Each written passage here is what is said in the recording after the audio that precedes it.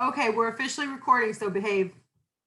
So many people, when they think of theory, immediately just either think, I have no interest in that. That's, why, what I'm going to be a manager. Why are you wasting my time? Teach me how to manage, et cetera, et cetera. And I get it. There's a sense of urgency right now, especially given the current pandemic.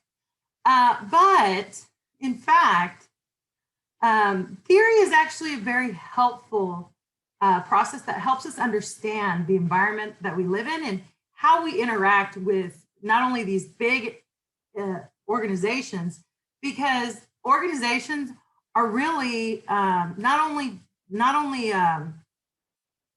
collectives, but they're collectives of extensions of us, right? Because an organization is comprised of what? Aside from walls, and not nowadays, not in all cases, but it's comprised of people. And the difference between me, Melody Organization Inc., and Giant Corporation or Hospital X is that they are collectives of individual me's.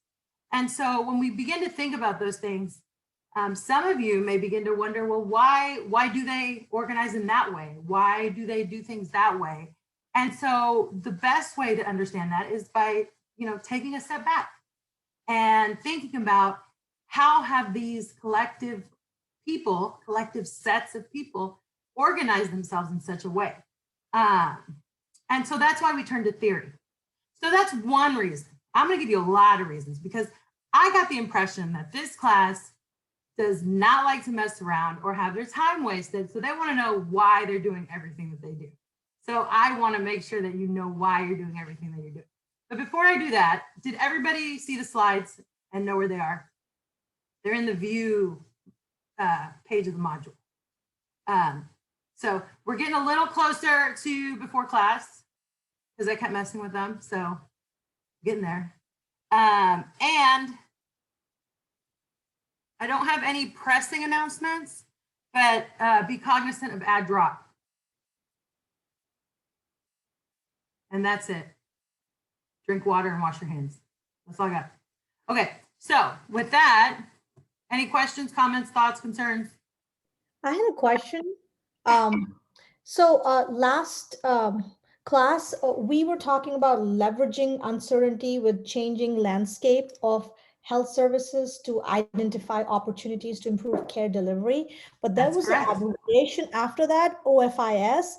I forgot to ask you last class, what does that stand for? Ah, that's a great question.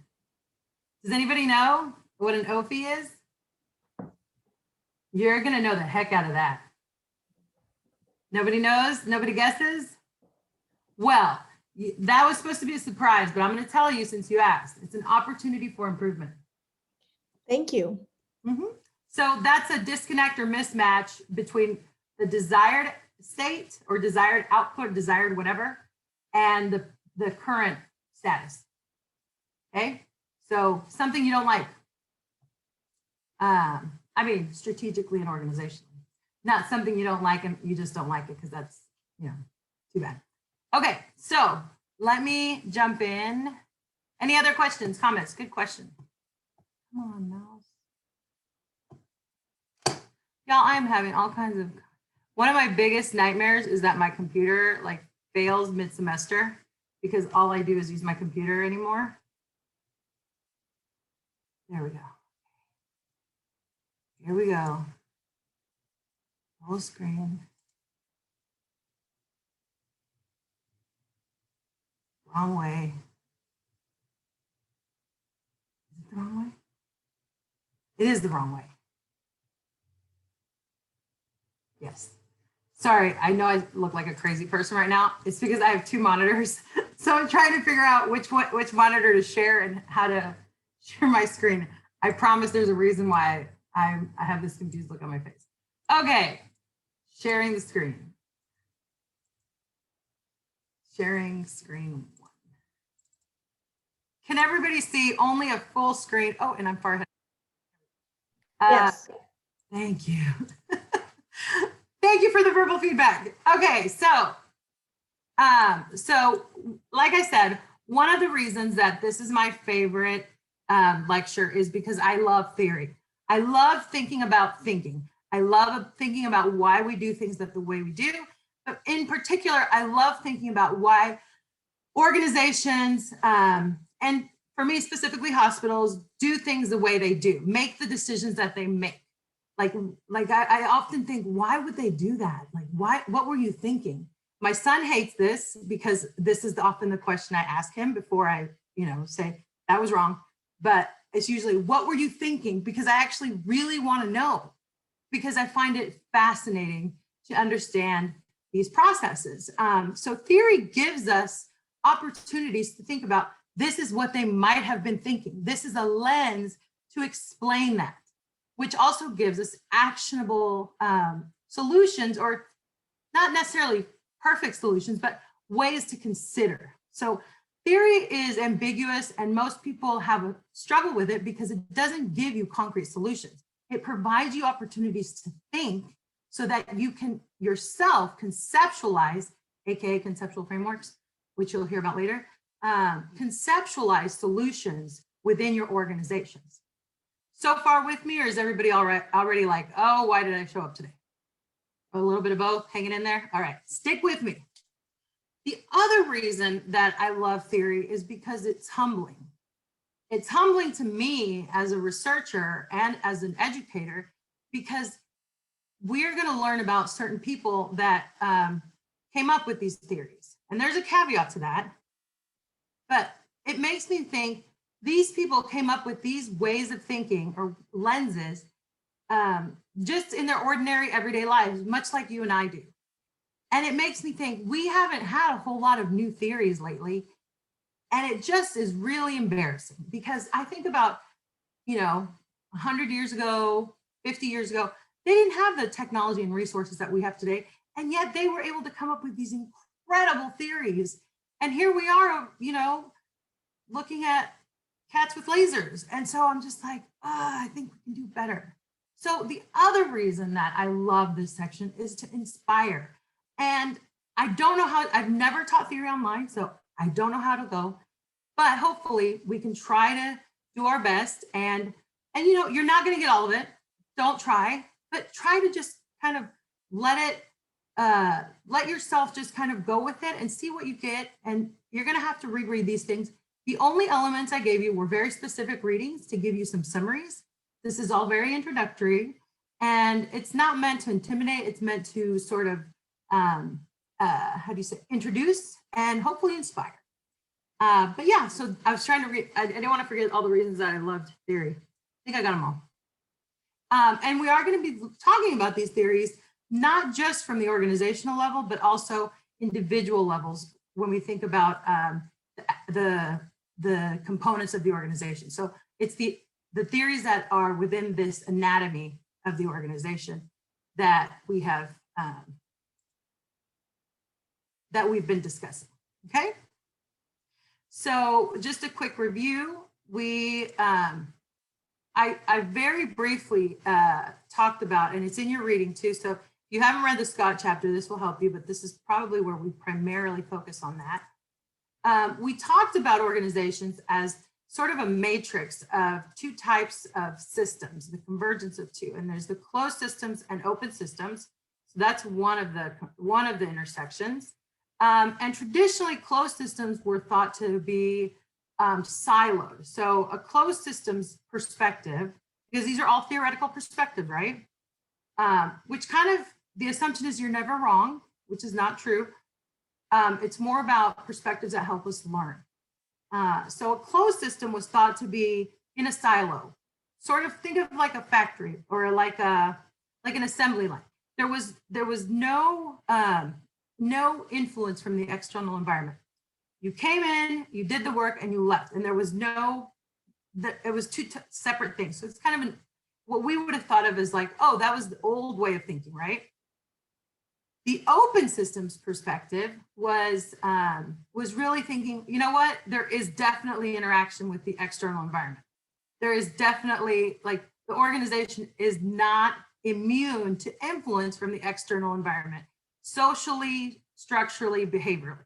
okay? So the open and closed systems were really about the structure of the organization.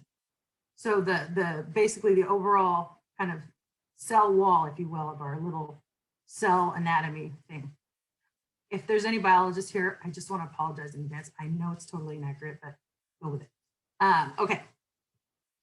So then we think about the intersection of rational and natural systems. So rational and natural systems was speaking to the actors and the components within, right? So rational systems perspective suggested that the goal was still very mechanical, still very profit driven, still very formalized. So the idea was, these are the rules, this is how you do them, everybody's happy. That's it. Everybody. No, we're all, work bots. Natural systems said, you know what? I think people might be a little different. People might have different goals. They might have different perspectives. They might have different desires. They might want to do different things. They might actually have lives outside, and the external and internal individuals are the same people. So you're the same person, which is really what we are. And that these collectives were actually, that organizations were more about collectives of people, which is how I've described them to you, but they're also part of these organizations, so that the organization wasn't the only thing that you were part of, which is probably sounds very obvious to you, right? So far so good. Any questions along the way? I have a question. We have the word normative and behavioral under rational and natural. So can they be used interchangeably? Like rational organizations are normative, or stick with rational and natural for now, and then maybe towards later down the road, hold on to that and see if it helps. Okay. Okay. Thank you. No problem. Because there's going to be a lot of different terminology, and I don't want you to get stuck so much on the terminology more than the motivation, which we'll get to in just a minute. But hold on to that question for me, okay? So what I did is I created this table that gives you a matrix of the idea of how these organizations sort of fit together. This doesn't mean that we no longer think about rational closed perspectives. They're very important because historically they were the first perspectives. And even though we don't adhere to them completely anymore, they had a major influence in how we work today. So that's something I want you to think about. And the blue square is the square that, the reason I made it blue though, is that these represent probably the most contemporary theories, even though the square just above the blue circle, so rational open, is still a way that we do think about when we think about internal transactions. So does that kind of make sense? But really the blue circle is what explains a lot of organizations' behaviors today. All right, so just to review, closed and open is about the structure. And so closed, think of like a silo, right? So closed is like everything happens within the organization. Open understands interdependence, that the environment, and specifically your reading says it infiltrates the organization. So there's definitely an internal, external. And then rational and natural is really about the people within the components, the members. You'll hear me say members, participants, actors, because it's a voluntary organization. It's a voluntary collective, right? Nobody is forced into an organization. I mean, yes, we need to have jobs and make money, but that aside, okay? All right, so we're gonna start with closed rational. I took a timeline approach to this because I thought it would be helpful for us to conceptualize this. But you can consider this in any way, because again, this is just a theoretical perspective. So when we think about closed rational systems, this represents the beginning of scientific management. And just to give you an idea, if any of you have studied sociology, we steal a significant number of theories from them. So some of these may look familiar for those of you that have any sociology background, but then we apply them to healthcare later down the road. But a lot of this is really from management. Maybe sociology stole some from management. I don't know. That's a question you'll have to ask, I guess, sociologists. I don't know. Health services research definitely steals from sociology. So this is where we first started thinking about how do people work? How does work occur? And most of the focus was usually not on the worker. It was usually on the manager. The focus of most work, and it wasn't even on the organization, because usually organizations were limited to a rich person wanting to do something. And so early management was what's called the machine theory. So you held people captive. You had workers work for religious purposes. You had indentured servitude. This was pre-scientific management. Clearly, that is not scientific in any way, shape, or form, and for so many reasons inappropriate. And so the way that people started thinking, you know what, there has to be a way that we can think about managing that, that we can actually study it. And so the first and few theories, mind you, because there are many more, but I've kept them all together because I want us to think about all of the theories together. And this will be the only theories I talk about, although I do talk a little bit about leadership in management, but it's really about like the great man and all that, which is, none of it is true, by the way. The other caveat I would like to point out here is that you'll notice that most of these theories, it would seem, were discovered by men who are predominantly Caucasian men. However, this is not always the case, and I do want to make the caveat that whoever writes history gets to report it. So this is only US-centric history that I'm providing, because many times even Weber from Germany was misconstrued. So I do want to point that out to a certain extent, that we can't take everything at face value, and we should definitely question a lot of the underpinnings of many of these. All right, any questions? All right. So my mentor called all of these theorists fathers of certain concepts of management. And so I will copy her because I thought it was hilarious. And so we're going to start with Frederick Taylor. Frederick Taylor was the father of efficiency. And so we know efficiency from high-performing healthcare systems.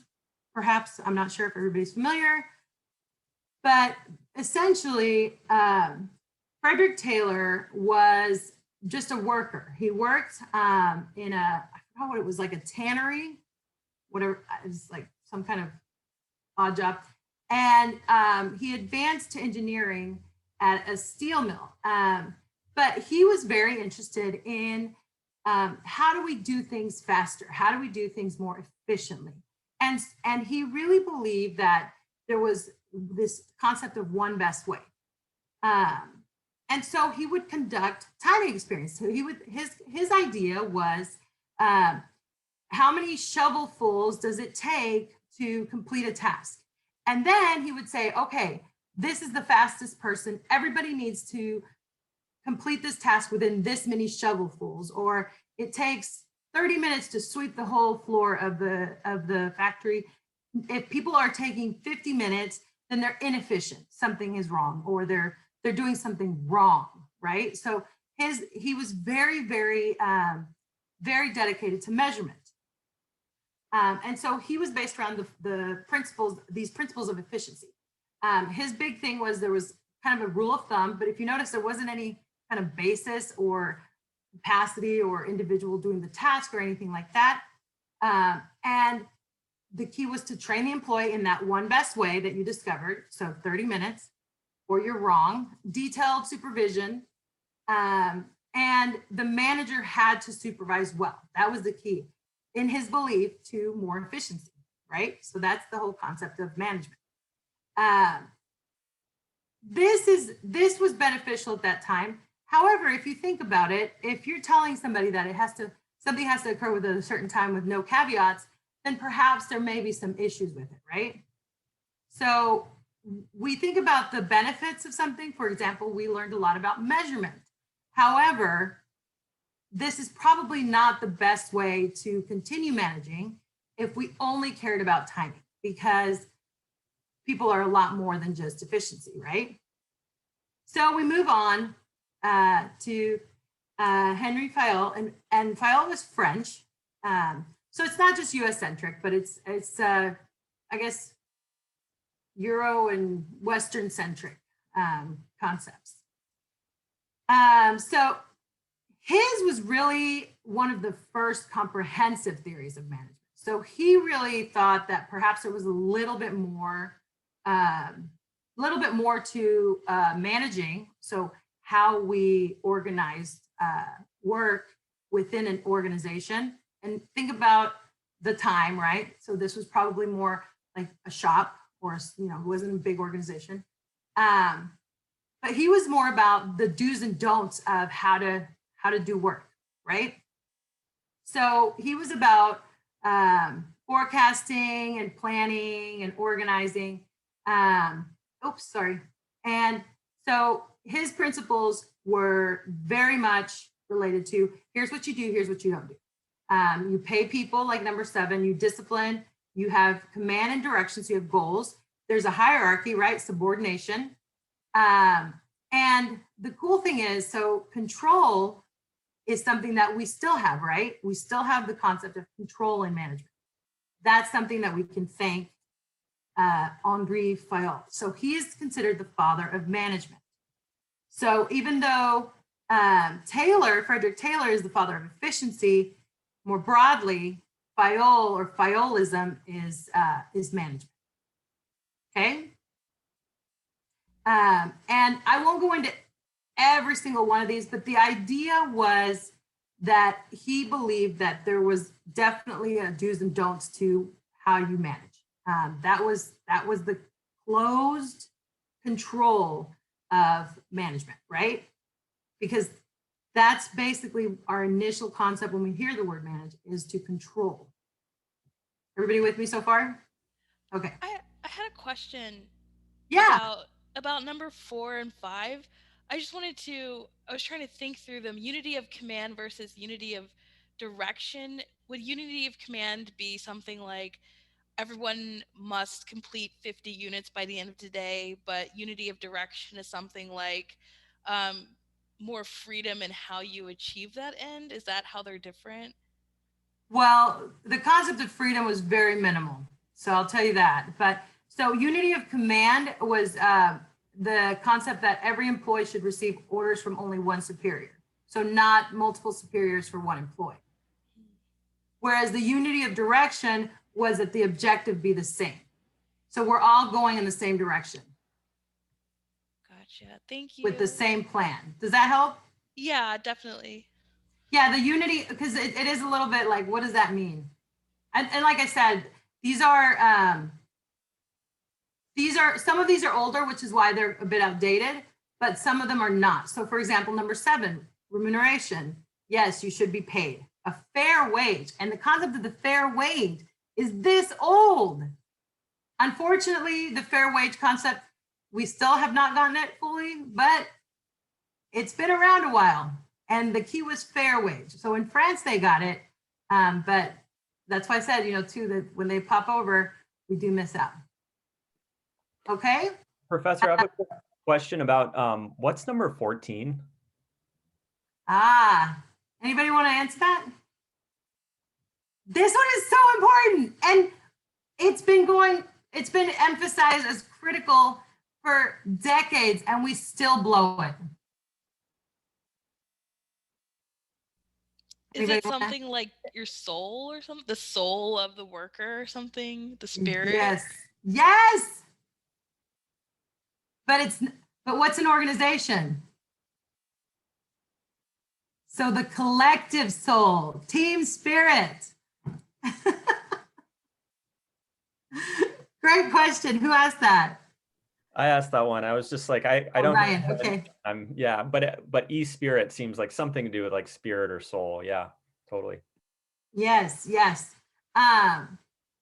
Exactly. And so this was, again, everything we know about management, you can see some of this DNA from the old schools, if you will. So another name that we know is Max Weber. So Max Weber is the father of bureaucracy. And so I won't go through every single one, but he had a big list, just like, oh my God, I just blanked on him. Fayol, it was Fayol. Okay, I was like, no, it's not Taylor. Sorry guys. So weird to do this online. He had a big list of what an organization should and should not be, but the key was not just the fixed division of labor in terms of like the administration versus the direct labor, but also into compartmentalization. He is the reason why we have an emergency department. He is the reason why we have med surge and inpatient and, oh, that's not a department. Somebody help me out here. I can't think of anything else right now. OB-GYN, rad-onc, you know, this departmentalization led to specialization because he believed that that like should specialize and focus because they could do better as well. So he was definitely about hierarchy, fixed division of labor, and also, which I believe was very equality, not necessarily equity. It wasn't that, he was getting there, but was policies to govern performance because he believed that most of the time jobs were given because someone's son or daughter would, you know, they would age out and then the next person, the family member got it. But he believed that people should receive a position based on their technical qualifications, which is probably a good thing if you're hiring a surgeon or, and nowadays, given the technical needs for managers, even more important, right? Because you need to have an understanding of the systems that are critical to how to manage an organization. And he also believed in the relationship that the organization had with the employee, which is something that is starting to fall away in terms of the career element of participants or employees or whatever you want to call them, okay? Oh, I didn't put a cute header on this one. I'm sorry. Okay, so remember how we were doing closed rational? So this is a transition to natural, and I meant to put, I had a special design that I was showing. Anyway, whatever, I'll fix it later. So now we're moving into closed natural systems. So with the experiences of these fathers of different elements of closed systems of work, just how work works, there was a growing school of thought. Remember, these are all thinkers. A growing school of thought that has said, you know what, maybe we should look at the workers. You know, maybe there's something up there. And this is probably something that you've heard of.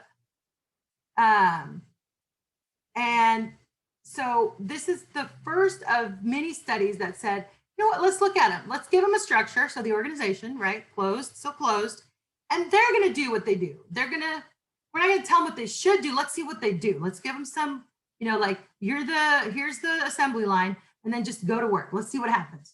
Okay. So this was the belief that people were the ones that really drove the work versus that direct supervision, right?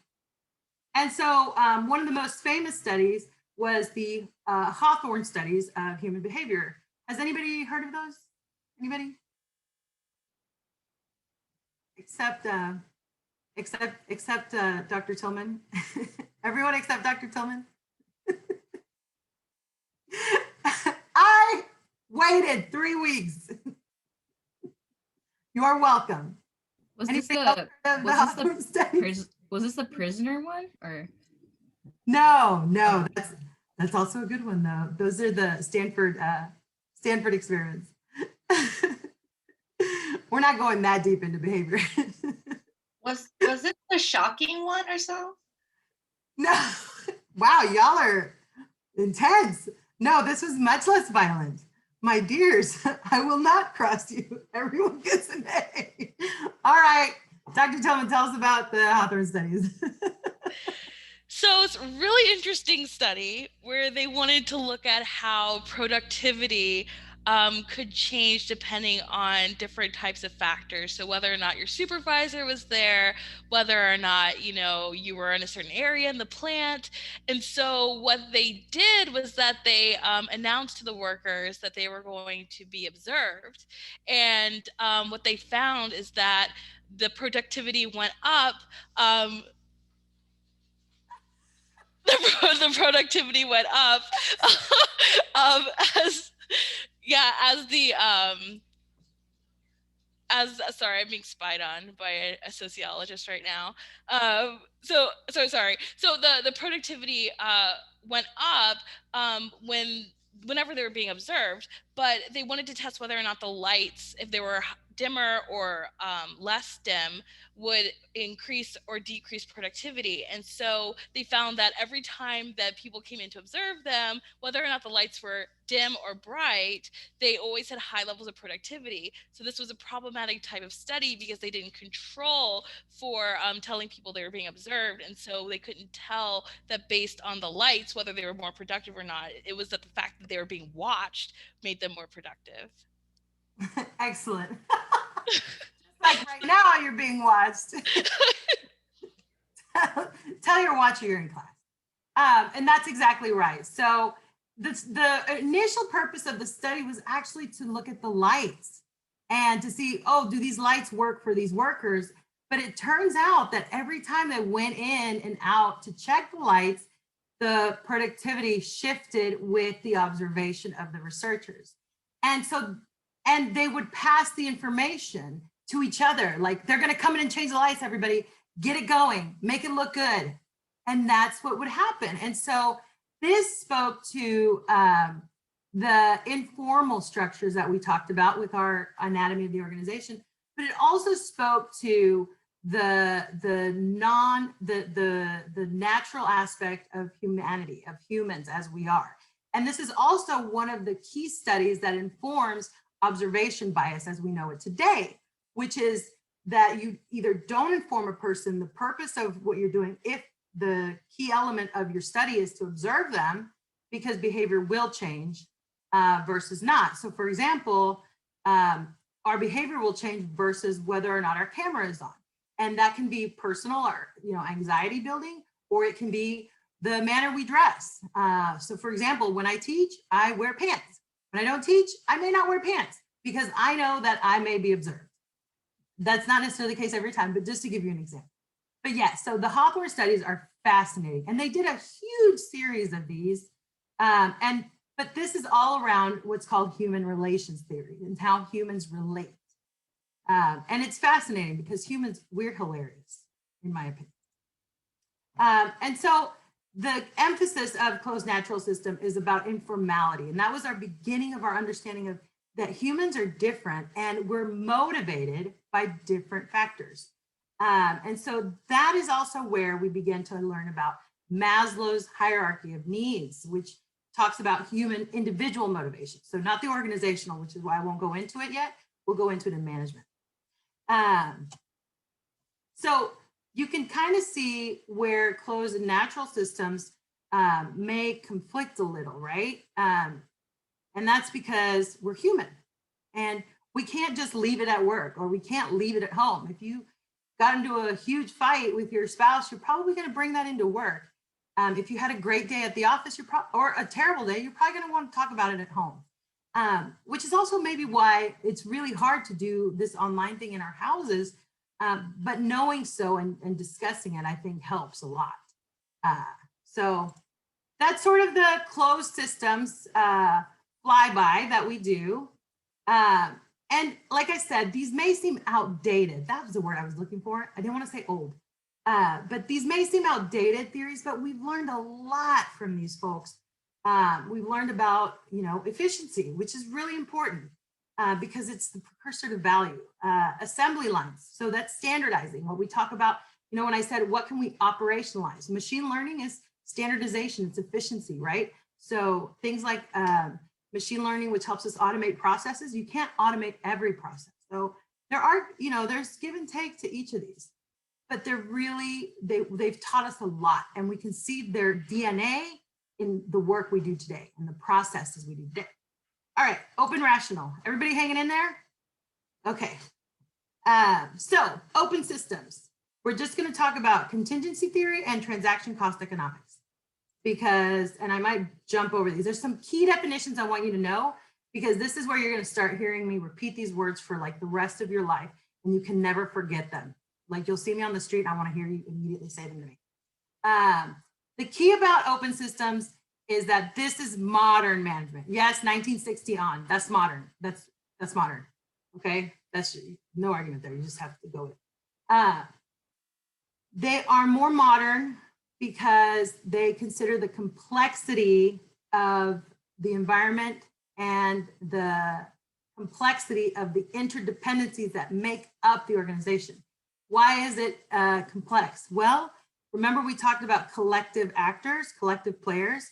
That also includes technology and resources, right? So things have gotten more complex.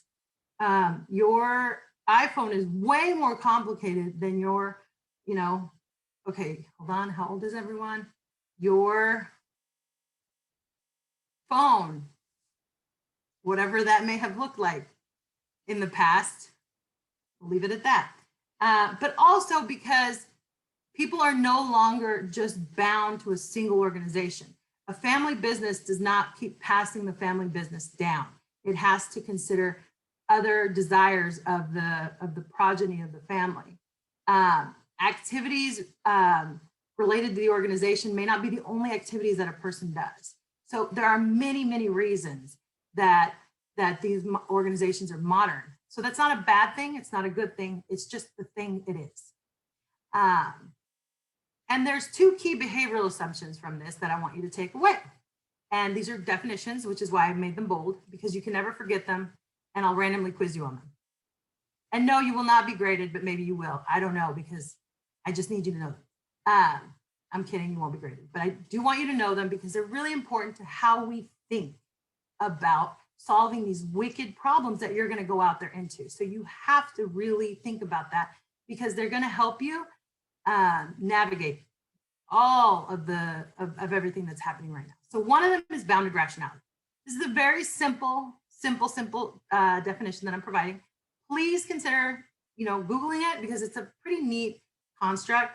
But the first one that makes it difficult for us to navigate the complexity and uncertainty and makes organization and organizational decision makers have challenges is one behavioral assumption, and then this is called bounded rationality, and that is that we are limited, our decision-making is limited to what we know. It doesn't matter how smart or not smart, whatever we know at the time, whatever information that we have available, whatever information we have limited processing, thinking, whatever capabilities, which is why we work in collectives, why we work in teams, why we work together. Because once we know that there are limits to what we know, that's where the concepts of teamwork, delegation, and processes and things like, and standardization, that's why we have those, because they help us make our bounds bigger. They help us make better decisions once we accept that there are in this moment limits to what we know. Like when when my son thinks I know everything, so he'll ask me everything, like I'm Google, and I say I'm not Google. Google it, because that's why we have Google. But Google doesn't help you make a decision. It gives you information. You still have to process it. So these are the types of things to think about. We're limited. I know I'm limited, and it took me a while though, to say, I don't know. But now I say it all the time and I'm totally fine with it. I don't know. It's fine.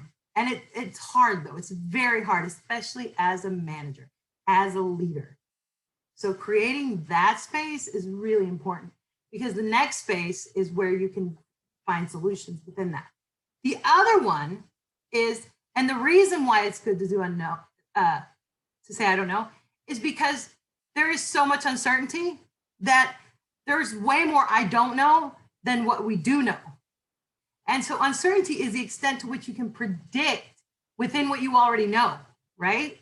So uncertainty is how much can you actually know of what will happen. So for example, with predicting the pandemic, we did have quite a bit of information. And so we did know a lot about, for example, disaster preparedness. Whether or not your organization chooses to respond to that, that's within the choices that one makes. There's the bounded rationality of that, because we think, did we actually reach that data processing point where we were able to react to that? Most organizations did not. Why? Because they had so many other issues to face first, because they're not well organized, because they don't standardize well, because they don't have good processes, that they weren't able to even get close to that prediction, or that to even visit that uncertainty space. Okay, so bounded rationality and uncertainty are two key concepts that I want you guys to think about. So with those two assumptions, which are going to be throughout all of open systems, by the way. So this is all open systems. Is the first one is contingency theory. So many of you have heard of contingency plan and contingencies. But contingency theory is one of the first theories that we talk about with respect to motivations, or having a motivation. Remember, we talked about last week that all organizations have to have a profit to stay alive, right? Every organization has to, it doesn't have to be a big profit, but it has to not keep losing money, or it won't be able to pay its bills, right? So the total revenue must at least equal the total expenditures. Well, we also said that there's always another reason that drives an organization. And so this is the first theory that addresses that. And one of those is fit. So fit is the concept of how well the structure of the organization, right? So when we think about how the organization is structured, the services, the people, and the resources fit together to carry out the goals of the organization. Meaning, how well structured, so we think about the inputs, how well structured are the inputs put together to transform to get the desired outputs, right? So how well did we get the right staff? Did we get the right equipment? Did we get the right strategic plan? Did we get the right number of employees? Do we have the right number of sheets of paper for the copier? Do we have the right number of blah, blah, blah? Did we do all that correctly? This is very hard, as you can imagine, because it depends on a lot of factors, but a big part of it is the nature of the environment in which it's going. And the key here, though, and this is very different from Taylor, right, is that there's no one best way. Every single way is different. So that reminds us of our class motto, right? If you've seen one, you've seen one. So you'll definitely see the DNA of contingency theory all throughout our open natural systems, because fit is key, because it is the core of our systems thinking that we know today. You'll see, you won't hear the term contingency theory because you'll hear a lot of modern word soup. That's the other reason you learn theory, is because you get to realize all of these new terms are really just rehashing of old theories. And that makes you even more prepared because you know what's going on. So fit is saying there's really not one best way. So within contingency theory, we also have that element of uncertainty, but it's related to the number, the more complex or number of tasks to be completed. So if there's a great deal of tasks that need to be done, then it makes it even more uncertain, the fit, right? Because the more things that you have to get to fit together, the harder it is to get them to fit, right? And then if those tasks are interdependent, then that makes it even harder to get them to fit. So do you guys understand task interdependence? Meaning that the things that you have to do, and if they're related to each other. So for example, if I have to do this paperwork, but I can't do this paperwork until you fill out actually this part and this part, and then I can finish this part, but then you have to go back and do this part, and then he has to go and run this part and fill out this part. That's interdependence. So that is very critical with fit, right? And then we add other elements, things like diversification, things like technology, okay? So when we think about these elements, these can add additional complexity. And so, because then we think about, are we doing the right products? Are we doing the right information? And so these elements, I'm sorry, not information. Did we choose the right, are we choosing the right products for the right market, not the information? So are we choosing, you know, for example, let's say you have a place with lots of older adults and you only offer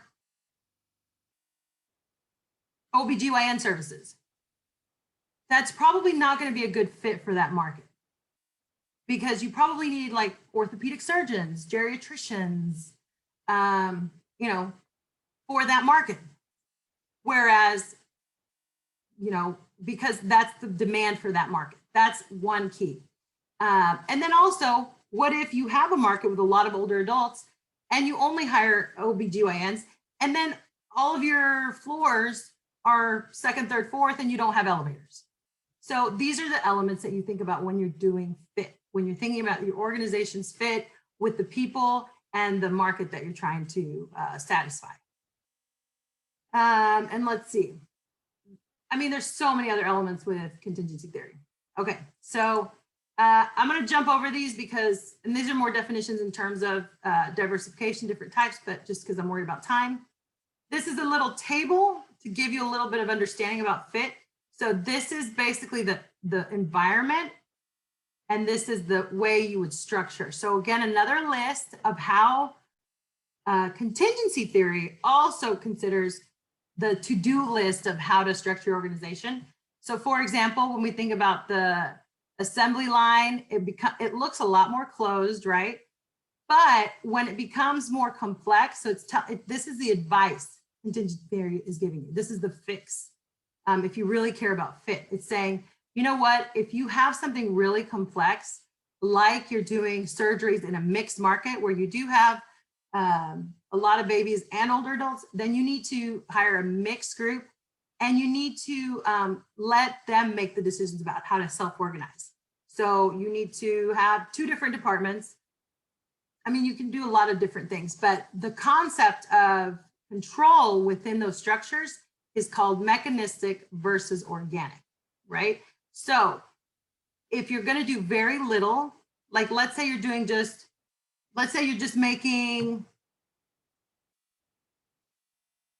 something very simple. Let's say you're just making masks, right? So let's say you're just making masks and you're doing nothing else. Then you can centralize this. You can standardize the type of mask, only one blue mask, and you're only shipping it to 3 different places, and that's it. You're not doing anything else. But this is a simpler example. Sorry, the surgery was a little hard. So then you can centralize the structure of your organization. You can make sure that your technology fits by saying, I'm only going to have a mask machine based on the number of masks I want to make, and I'm only going to ship to where it's these 3 states. So the fit for my mask making operation would be centralized to only masks, standardized to only blue masks, and formalized to only this type of blue mask with this design with the little metal thing. That's it. So that's where it's very controlled, very specific, right? However, if I want to make made to order masks where you can get them in pink, blue, purple, and I want to make masks for high risk environments, depending on whoever decides, with designs on them and specialty, blah, blah, blah, then I'm going to have to let go of some of this control, right? So I'm going to have to move down and also allow a level of hierarchy that allows for decisions to be made about who's going to approve which different colors of masks, how many colors of mask are we going to offer? What are the designs? How many colors of designs?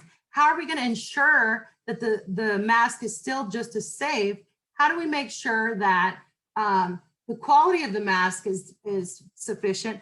How do the designs change? Blah, blah, blah. So do you see how the more tasks, the more things, the more really choices, the more complex it gets, the more organic that your structure has to become.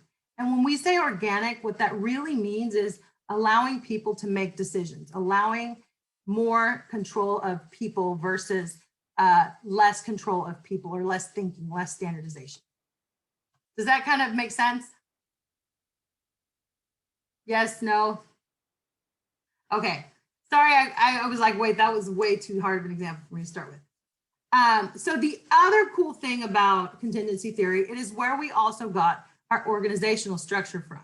So when we think about organizational forms, it's how we structure our organization, from that very mechanistic structure of I'm the boss and I tell everybody what to do and this is the assembly line, to this is very complex. Everybody has to, you know, you're in charge of the mass design, you're in charge of the mass picture, quality control, blah, blah, blah, blah, blah, right? And so the most functional and well-known is probably this design. It's called the U form. And it's really about central coordination. So this is really about high control, really helpful to for the CEO to have a bird's eye view of everybody, right? So you can see there's one head at the top and that's what's up. And you can see also where the strategic decisions get made and where the operational decisions typically get made, right? So, oh, whoops, wrong one. There we go. I got them confused. The next one, which is probably more of a health system that you guys would be familiar with, is the divisional form. This is the M form. So this implies more, more diluted control, right? So if you look, you have the CEO, and then you have the San Diego VA, Palo Alto VA. This is Veterans Affairs. And each of the VAs will typically have their own CEO. And so what that implies is a corporate model. And so what you'll see is that most of the strategic decisions are made at that level up, from the San Diego VA up. And so that's where the key goals and strategies are made for the organization, and where everything is actually occurring. The work is going to be at the lower operational decision. So that's where this is for more complex tasks, right? Because there has to be less control for each of the individual VAs, because each VA is going to have a little bit different goals, strategies. And why is that? What could be one reason, right? So if we go back, oops, we can look at technology, size, strategy, or the environment, right? Because some of the VAs may be different sizes. They may have different resources available, although they're pretty standardized because they're VAs, but they also may have different environments, which they do, right? Because they serve quite different populations. Okay, does that kind of make sense?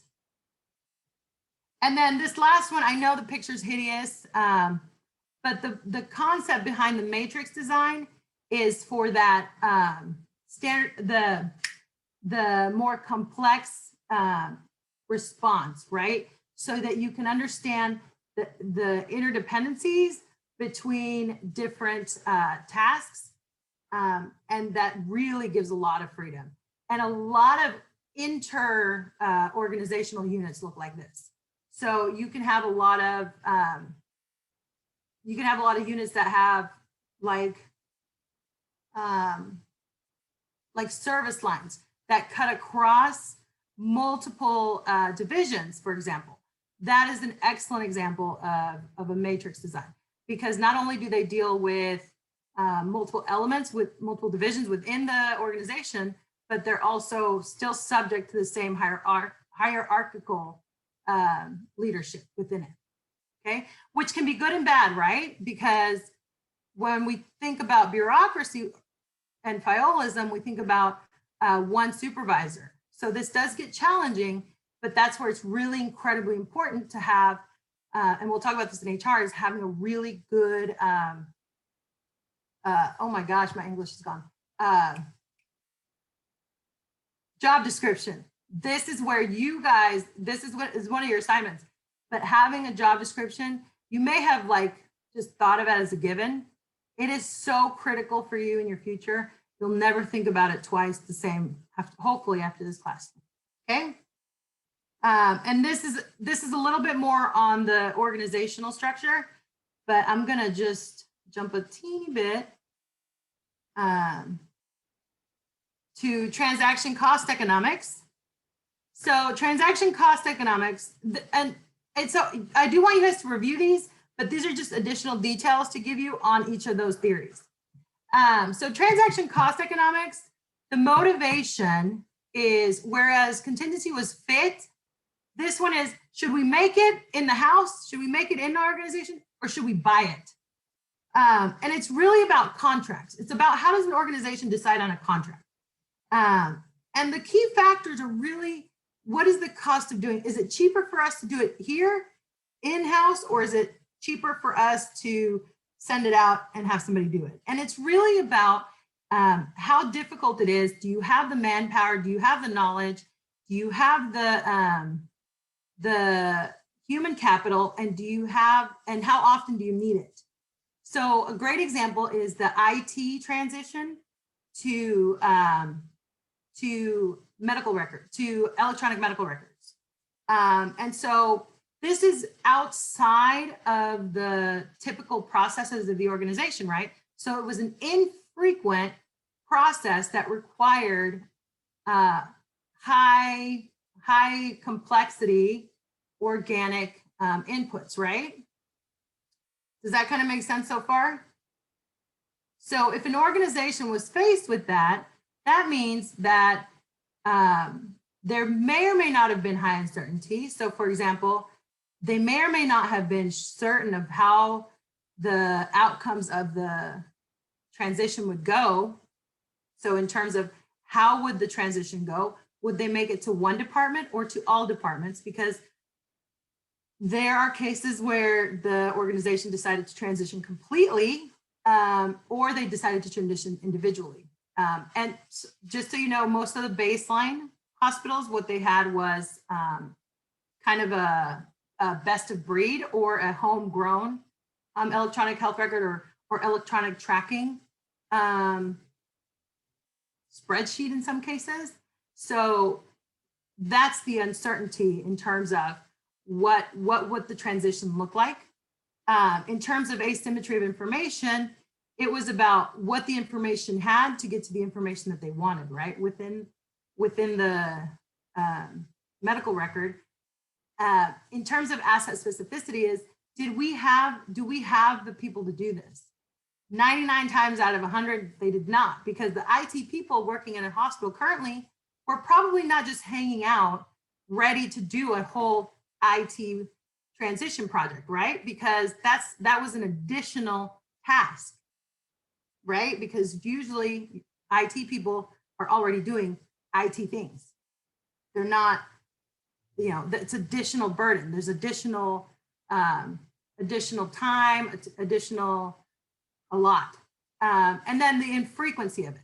So based on those elements, if I were to do the CEO, I would say, you know what, we probably need to buy or contract out the decision to transition to medical records. Does that kind of make sense? Yes, no? Can somebody explain a little bit more or add on to what I'm saying?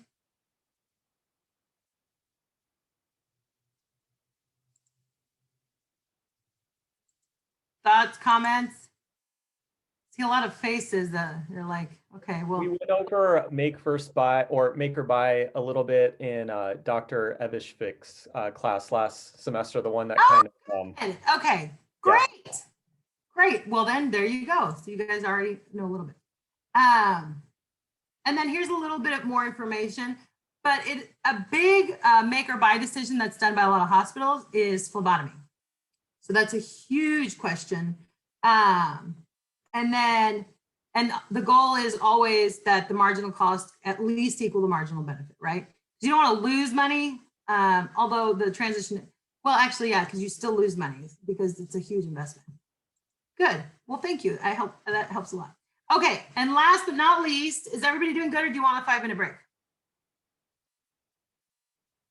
All right, we'll finish this off.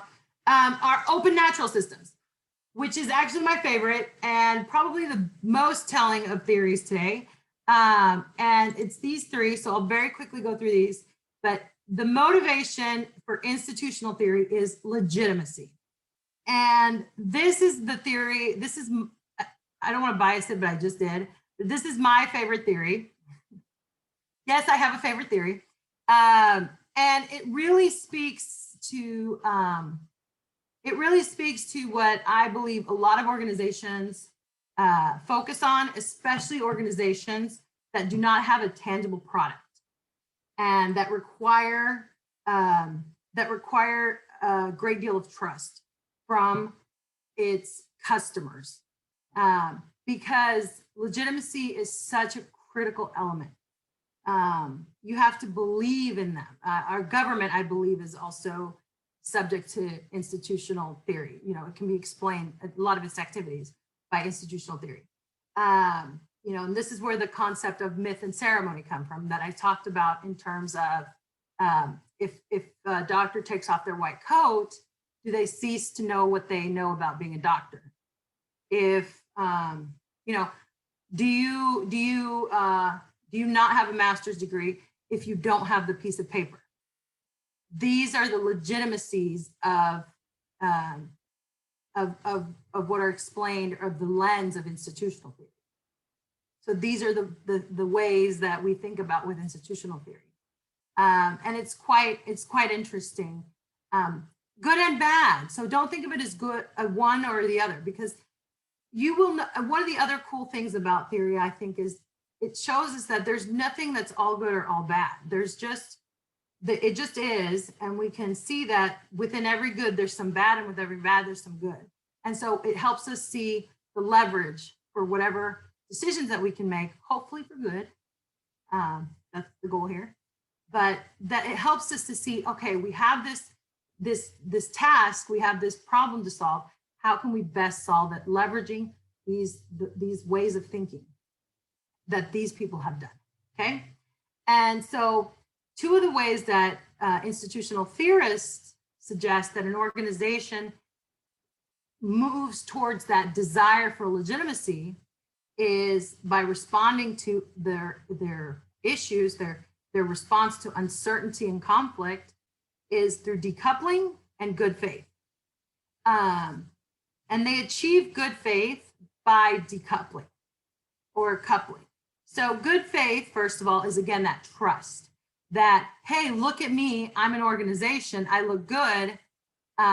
So because I've been an organization, because I have been an organization, because I look like an organization, because I am an organization, you have to have that good faith in my legitimacy. And they achieve that through decoupling activities. Decoupling is one of my favorite ways, and I can't remember if I posted this optional article. I will, but I wasn't sure because I didn't know if it'd be too much, is faking good. So faking good means the other concept, and it's not as American centric as it is in other cultures, is saving face. I'm from Mexico. It's very typical in our culture.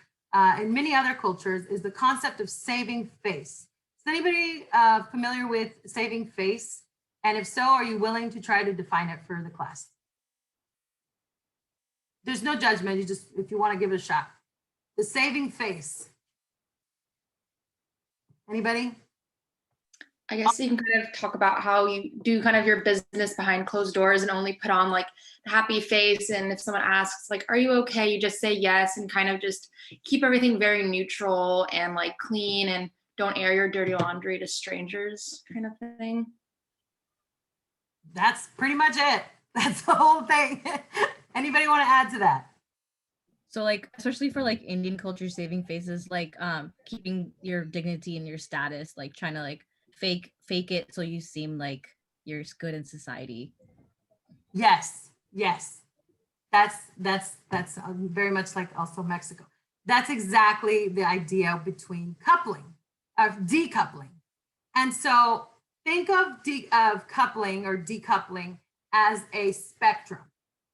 So decoupling, a strong negative coupling, can be bad, right? So this would be things like illegal dealings by an organization, money laundering, things like that, right? So they're pretending to be a legitimate organization. You hear that a lot in the news, but in fact, they're stealing money from babies or something. I don't know. Then there's loose coupling. Now, loose coupling allows for leveraging of resources, allows for transactions to occur, allows for decisions to be made with some flexibility. So not all coupling is bad. And I want to be very clear about that. Because to a certain extent, you know, even in our culture, the concept of saving face is not necessarily entirely bad. A lot of it is pretty messed up. At least like in my family, a lot of conversations were taken to the car. You know, so or just wait till we get home. I do that now with my son, actually, because it's, you know, the DNA. But essentially, because it teaches control, right? It teaches control of emotions, but not all of it is always good either. Things like, you know, for example, in terms of society and pretend, you know, that there's elements, there's definitely levels. And so that's the idea with decoupling. And it's an exceptionally great explanation for institutional theory. And the way that decoupling occurs is with three types of isomorphic pressures. And so the way that organizations couple or decouple is through these activities. They're called isomorphic pressures, and they can be coercive, normative, or mimetic. So when I said the good coupling, that's like the mimetic, because they are trying to fake something until they reach there, which helps them to aspire to something. So mimetic isomorphism, which is that last column, I had columns on this table, I don't know why I didn't, are things that that allow an organization to attain a different status. And that is a lot to do with improvement. So an organization can look at the organizations around it and attain their status. So for example, when we think about mimetic isomorphism, think about it as positive peer pressure. So if an organization sees another high performing organization, they said, oh, I want to attain that same level. I'm going to move towards that status, right? That is mimetic isomorphism. The other one is normative. So normative isomorphism are why an organization gets accreditations. For example, our department responds to normative isomorphism, the SDSU MPH, in HMP, because we get CAMI accreditation. It takes a lot of extra time. It takes a lot of work, but we want that legitimacy because we know that it gives us legitimacy with healthcare organizations that hire students because they love to see a CAMI accredited organization. They love to see those degrees because that gives the student legitimacy. So that's how it's a loosely coupled indicator of legitimacy. It's not a guarantee, but it works. That's a normative isomorphic pressure. Coercive isomorphism is the strongest. Why? Because it's laws. So laws push the organization into legitimacy. And those are the best ways to help an organization be legit. And those are things like, oh, I just said it, laws. That was it. That was the whole thing, laws. Things like licensing, registration, all that stuff, all the regulatory stuff. Some of the accreditations that are required, like certifications that are must-haves within the hospital, you know, like physician, oh my gosh, you guys, I'm so sorry today, I'm like out of it. But everything that's legally required for the hospital, right? So like physician registration of the NPI, things like that. Those are the coercive, like you have no choice. You'll get shut down, right? If a hospital fakes that, then they're moving into strong decoupling. That's where they get in trouble, okay? Because they're provided their accreditation on good faith because they're a hospital. So normative and mimetic will get you so far, but if you're not following the laws, forget it. You can't maintain that. You can't maintain that level of legitimacy. So these are some examples of isomorphisms, but I'm gonna just keep going because I'm worried about time. Drat, in our activity, we're gonna run out of time for activity. Okay, I'll just finish the lecture today and we'll start class with our activity next week because it's really fun. Well, you know, theory fun. Because this final theory is called resource dependence theory. So resource dependent theory is about power. So not only are organizations wanting profit, right? They don't want to die, but they want power. And power comes from resources in resource dependence theory. And again, it comes from power over your environment. So the assumption with resource dependence theory is that everything is finite. We're always running out of everything, which is kind of true for healthcare, right? So when you think that way, you're good. You're good to go on healthcare. The two key rationales are you want to get control for two reasons: to minimize your dependence on others and to maximize dependence of others on you. It's super, super manipulative. I love it. Just kidding, that sounds terrible. But the idea is leverage. This is good when we talk about competitive advantage and strategy with Porter. And this is good when because I hope we get there with conflict and negotiation. Think about leverage. Resource dependence is all about power. I'm not saying it's good or bad. And use your power for good, please. But power is critical for survival. So how do they respond to uncertainty when they're motivated by power? Well, you get bigger, right? You grow. You grow to get power, right? Power. Okay. So I really wish I hadn't recorded that, but because you have power, you have control. Remember we talked about the bigger organizations, right? They have power, bigger. So you do this through alliances, mergers, partnerships, because that allows you to have control over resources, control over access. Maybe you don't have control over resources, but you have control over the access to those resources, which in turn ends up being access to the resources. You leverage codependency, right? So that's the maximize, minimize. And then you think about this in terms of other ways like integration and bridging mechanisms. So bridging mechanisms are things like mergers and acquisitions. How do you grow bigger? You can buy the organization, right? So you merge with them, or you diversify yourself. You start doing more things that requires different resources, okay? The other way is called co-optation. So you diversify your board, which means that you shift folks from your board or their board, especially those that have control of resources. You put them on your board, or you you take on the people that have control over the resources, but have them be on your board. So you kind of take them, you kind of absorb them and control them, but they're really independent. So you co-opt them. Does that kind of make sense? Okay. Another way is you integrate. So by integrating, you're still getting bigger, right? Power, but you have more control over the manufacturing or the steps required to get your resources or access to your resources. So there's two kinds of integration, vertical and horizontal.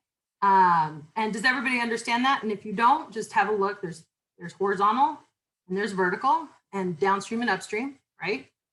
The most common is typically vertical, and that's just from birth to, or from like bean to consumption, if you will. You think about coffee, I always think of coffee for some reason. And then horizontal is just the whole thing, like every bit of that resource, okay? So whatever you want to choose. So like, let's say you control all the beans, but none of the other stuff, something like that, okay? But vertical is becoming more and more common.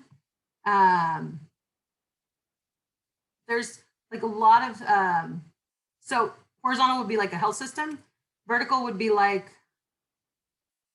a Kaiser. The VA is vertically integrated. Trying to think if Kaiser's really close. Actually, there's more and more vertical integration now I'm thinking about it. They do, I was gonna say Sharp isn't, they've got some, there's a rule for vertical. It has to be 3 or more stages and 1 system-wide contract. So like 3 steps of the vertical. I think Sharp could be vertically integrated, right? They've got specialty. Do they have primary? Kind of, but they have outpatient. Sorry, I just saw chat.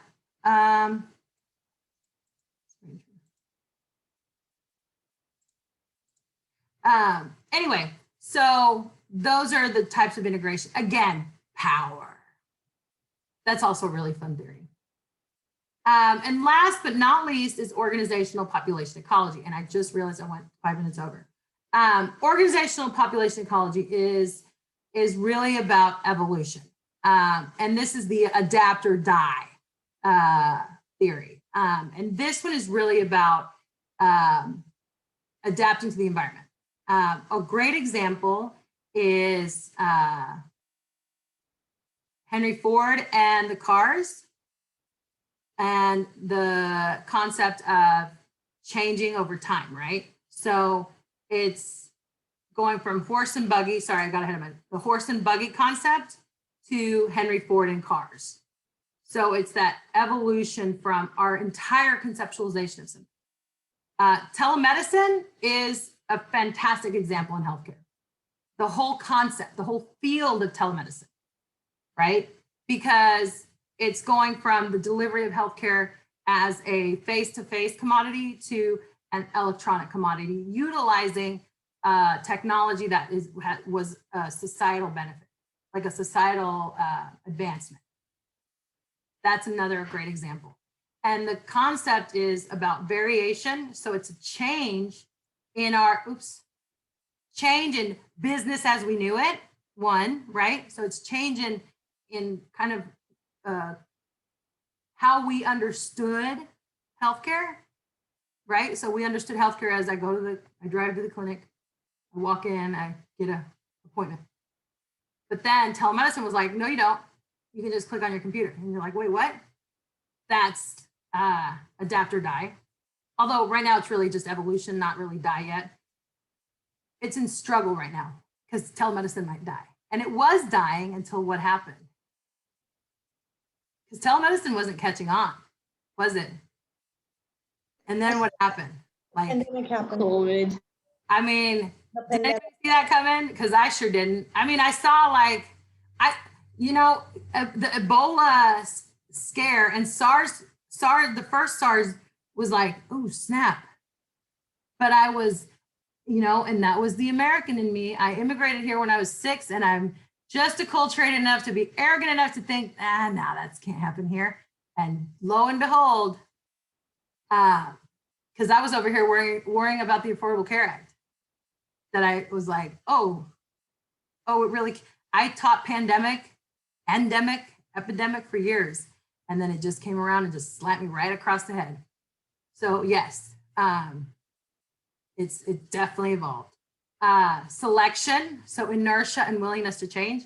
We were completely inert and unwilling to change. Telemedicine has been around for decades. And people are like, meh, meh. Let's fax that result. Still. Do you guys like my meme? Well, part of it was also the issue with not having it funded by Medicare or Medicaid. They weren't accepting telemedicine. All right, fine, yes. Not at all. There's no reimbursement. But did you see how quickly policy can change in a pandemic? Isn't that fascinating? Isn't it? Yeah. But yes, yes. So I want you guys to think of all those things and how timing and all of these things, like what happens. But yes, so evolution is a construct of these things, like how do things change and what makes them change. So this is a really great one to conceptualize for that. I know, I'm sorry, I'm giving you very little time for that. But the two cool ones to think about for this is inertia, which is like, well, we know what inertia is in terms of, it's really related with organizations to size. And hospitals are big, age-old institutions that don't want to do much. They're like, we're happy how we are. So they don't want to change, right? But boy, did they change with the pandemic. So it makes you, this is a great time to be thinking, because it's like, maybe not another pandemic, but what kind of environment, what kind of thing could happen to make healthcare better, but not a pandemic, not another pandemic. To do this kind of revolution, transformation of healthcare. So that's your theory summary. We'll start our awesome, we'll stop here because we can just open with this next time, and we'll start strategic planning fun, and we'll start our awesome, we'll open up the class with an activity, and I'll probably make the discussion about it actually for that I'll post tomorrow based on the activity, and we'll talk about it opening up the class. With that, I went way over, I'm sorry. Thank you so much. I hope that you got a little bit out of it, but enjoy thinking this week. Take care of yourselves, please. Be very careful and just hang in there, okay? Hang in there. Have a great day. I'm done. Office hours start now. You can log off. I'm stopping recording. Thank you. Thank you, guys. Thanks. Thank you, Dr. Shifiano. Yep. Mouse. Professor? I just had a Yes, quick- let me just stop the recording. Sure.